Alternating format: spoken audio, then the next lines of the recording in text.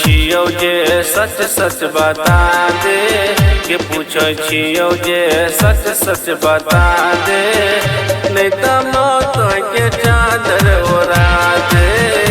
प्यार केकरा से छऊ बता दे नहीं तो मौत के चादर ओढ़ा दे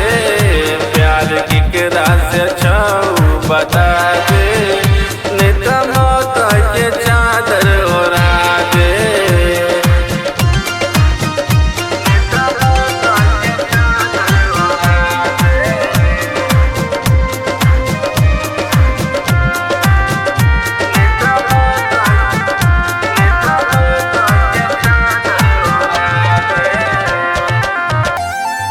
कौन कसूर ये रानी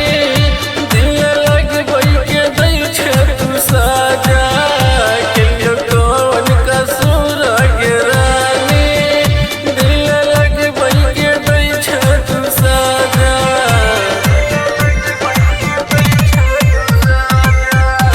हमरा तन मन में दिल